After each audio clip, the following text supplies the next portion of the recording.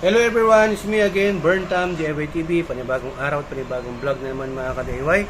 Sa araw na to, nandito ulit tayo sa MIUSOL natin na MIU 4 or Thailand setup.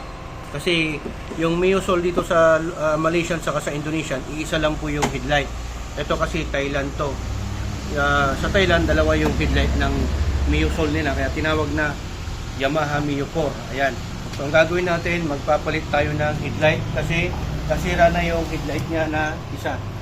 Ang ginawa kasi natin to, minodify natin na ilagay natin ng projector na LED kasi nung kasagsagan na nagkikipag motor show tayo. So yan, titesting natin. Yan. Isa na lang yung gumagana. Nakikita nyo, ito lang. Ito, wala na. Saka bawal din po kasi yan sa LTO, yung maraming kulay na ganyan. Yan gagawin natin, back to stock na natin. Yan, nag-order tayo at nag-sponsor. May sponsor ulit tayo. Madam Cherilyn, HMA, yung brand. Auto Parts. So, pag HMA na brand mga ka-DIY, ano po yan? Thailand. Yan. Made in Thailand po yan. Kita natin. So, ganito po yung itsura ng MIU 4 na made in Thailand ng HMA.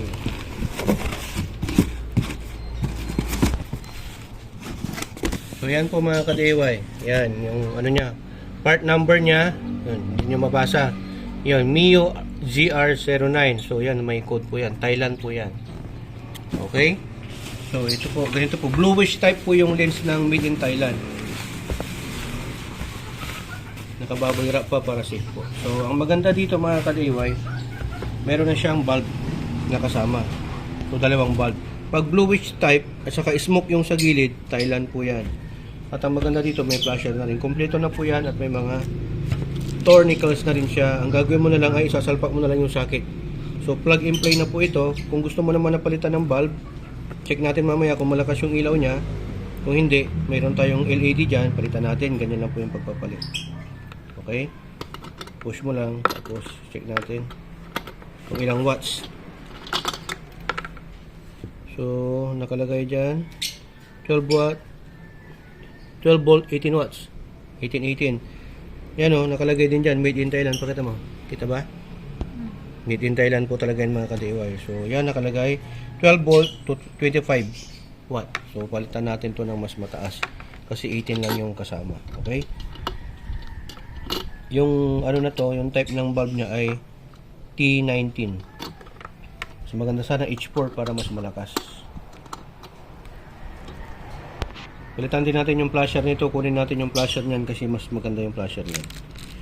Ayan. So bago natin to may salpak mga ka-DIY, bago natin tuloy yung video, next muna natin shoutout ang videographer natin, Anu's Vlog. Pag-subscribe sa YouTube channel at sa Facebook page niya. Pag-follow nyo na rin po. Ayan. So, una nang gagawin natin dito, tatanggalin natin yung mga tornilyo nito para mailabas natin to.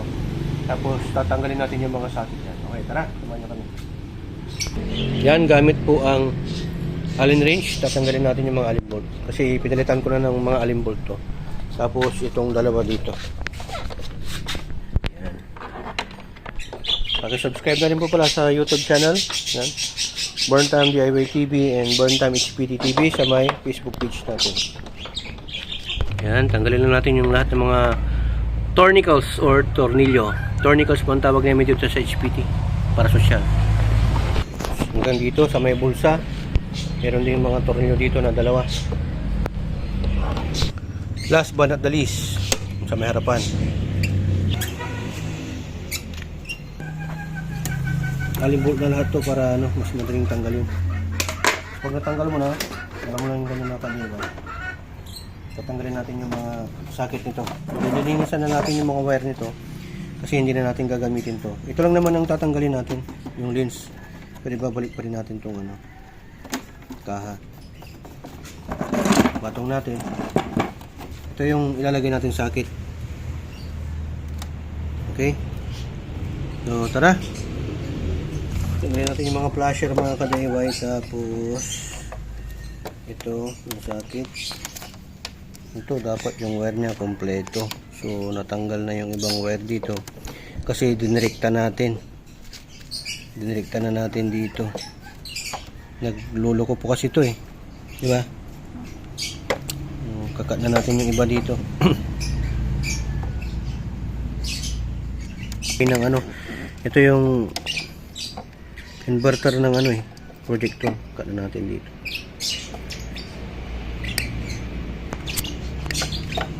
Ayan. Tapos itong mga to positive. Itong ko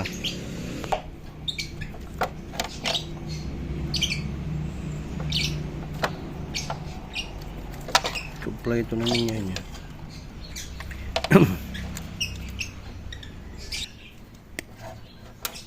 Tap natin. Yan mo, okay na eh. Yan, nakat na natin. Ayusin na lang natin ito mamaya. Ganyan po ang kalabasan yan pag natanggal natin. Screw dito. Yan. Pilip. Pag tatanggalin nyo ito mga kadewa, itong mga tornilyo lang na ito ang ano, kailangan yung luwagan. Last na ito mga kadewa. Ingatan nyo lang to, baka mabali yung lagayan ng tornilyo. Problema. Ayan. Pag natanggal natin, ganyan ang itsura niya. Ito kasi nilagyan na natin, pininturahan natin to eh. Thailand din po ito. Stanley original po ito mga kadewa. Yan. Ayan. So ito po yung original niya. Parehas lang sila, 12 volt and 25 watts. Ayan. Okay. Bitin ka bago natin salpak.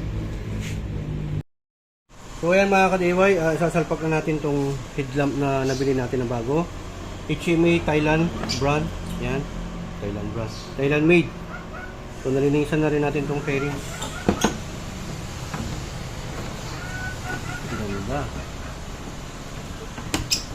Yan. Ito. Yan. Saktuhan lang po yung tornilyo niya. Kung bibili po kayo, magpapalit po kayo, go for HMA brand. Kasi ano po sila, OEM parts po ito ng Thailand na nila po. Ayan. Medyo lagyan muna natin to. Lagyan na rin natin yung bagong tornilyo na kasama niya. Pagka bibili ho kayo nito mga ka-DIY, make sure na Mio 4 ang nakalagay. Kasi dalawang klase po ito, mayroon din po yung sa Nobo.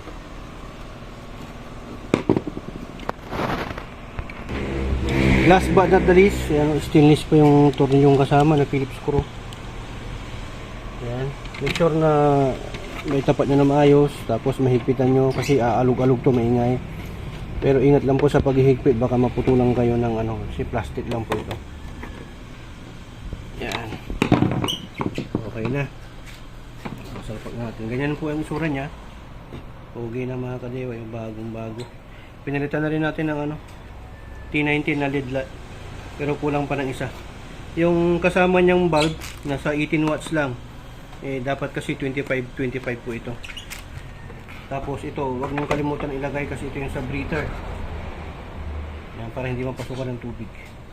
Yung moisture niya imbis na doon, dito lalabas. Okay, ayan, bigyan na natin.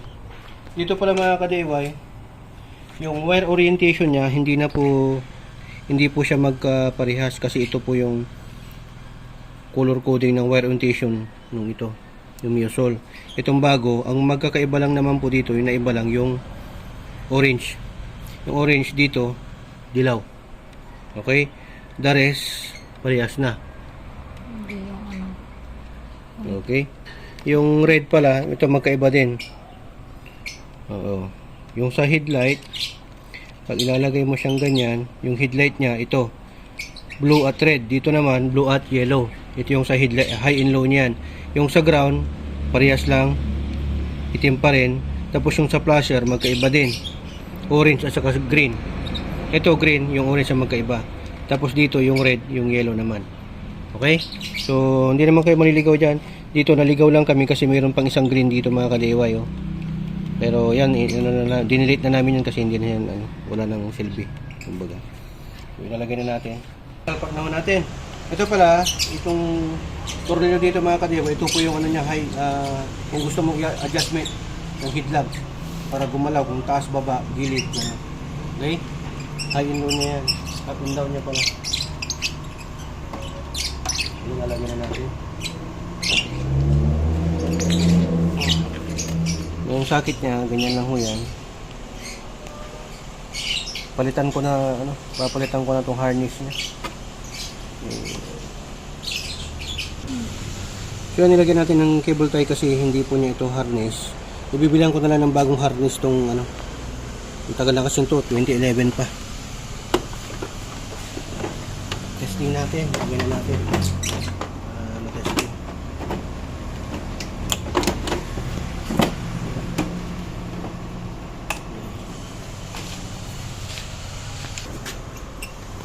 Sa paglalagay, ito unahin nyo. Make sure na nakalapat yung bearing. Testing muna natin. Testing.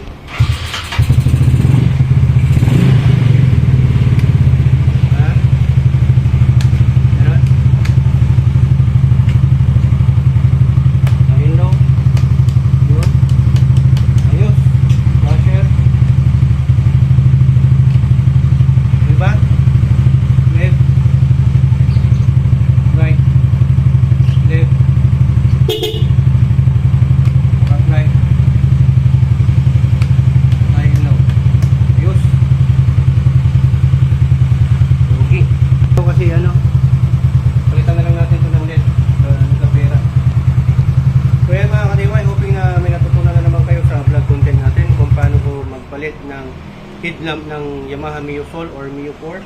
Ito yung dati niya. Yan. Yan, naka-projector. Ngayon, binalik natin sa stock para sa ganun wala tayong problema sa LTO. Yan. Kasi sa LTO, dapat kung ano yung stock, yun daw, yung headlamp. Yan kasi iba-iba yung kulay, kaya hindi pwede. Yan, kasama natin si Anon's Vlog. Shoutout natin at syempre yung sponsor ulit natin. Shoutout natin, Madam Cherilyn Tamulin.